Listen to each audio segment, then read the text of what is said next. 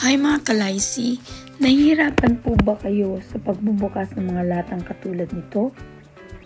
Ako po ay talaga namang nahihirapan sa pagbubukas ng mga lata. Kaya naman tuwang-tuwa ako nang nabili ko ang hands-free automatic can opener na ito. Napakalaking tulong po nito sa akin. Dahil madali ko nang nabubuksan ang mga lata na naglalaman ng isa sa mahalagang sangkap ng aking kadalasang niluluto.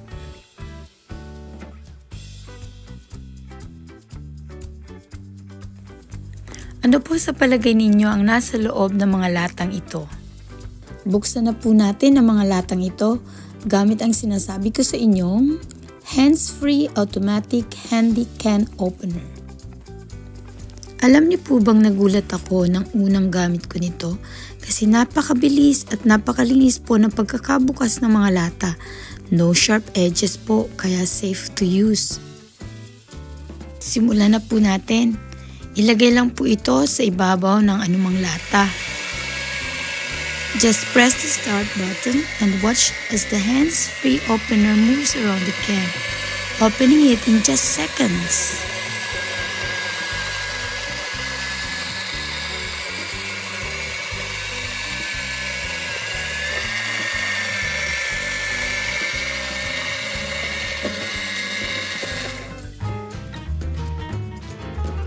Oh, diba? Napakabilis. Ayan, meron na akong gata ng niyog. Okay, masdan niyo po ulit. Kailangan ko pa ng isa pang lata.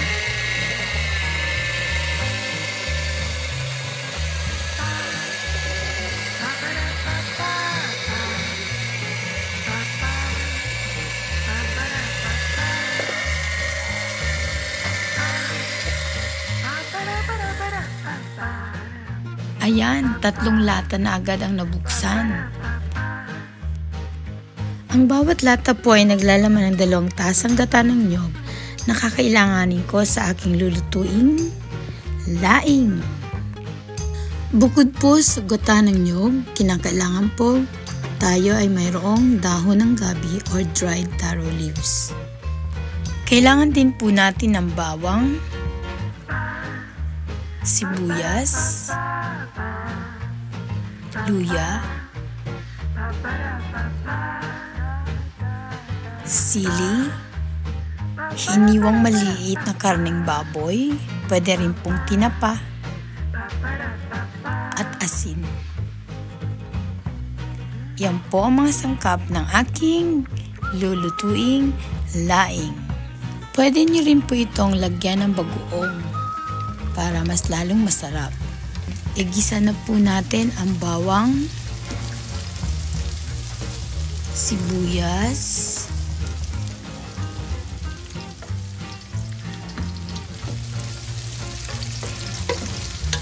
haluin. Ilagay na po natin ang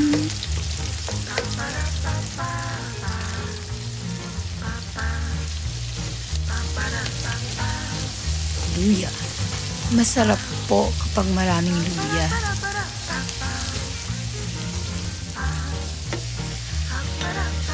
Isunod na po natin ang karneng baboy.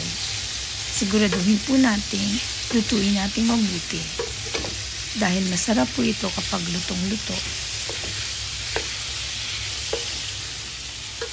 At upang para maging malasa, kailangan na natin lagyan ng asin at ng iba pang panimpla. Pwede nyo pong lagyan ng bagoong at tinapa. Pwede nyo rin lagyan ng paminta para mawala ang lansa ng karne.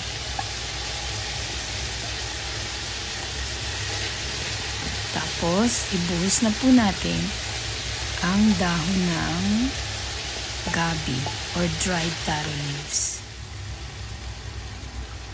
Tapos, ibuhos na rin dito ang gata ng niyog.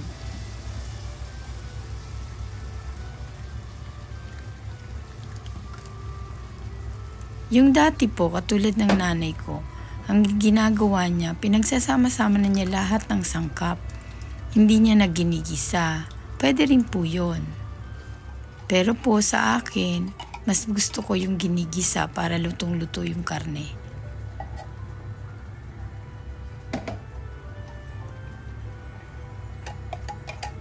Ayan, kailangan magamit natin ang lahat na gata na nasa lata.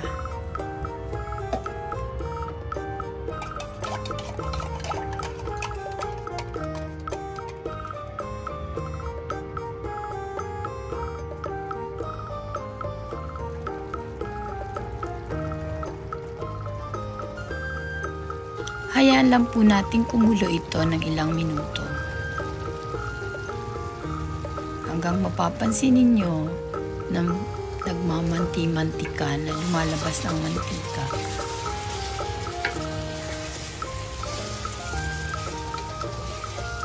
Ayan.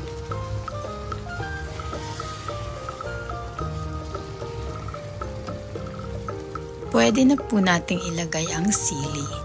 Pwede po kayong gumamit ng siling labuyo o yung maanghang na mga sili. Wala po kasi kami dito, kaya yan ang siling ginamit ko. Pero pwede po yung mga maanghang na sili, yung siling labuyo. Ito kasi hindi siya maanghang, pero okay na rin kasi wala nga kaming siling labuyo dito.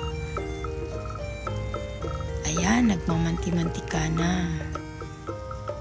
Ayan na po ang ating laing.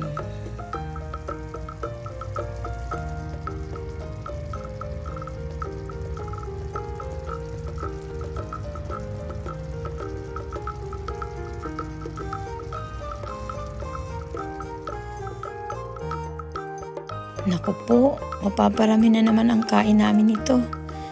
Halina kayo, kain po tayo ng aking nilutong laing.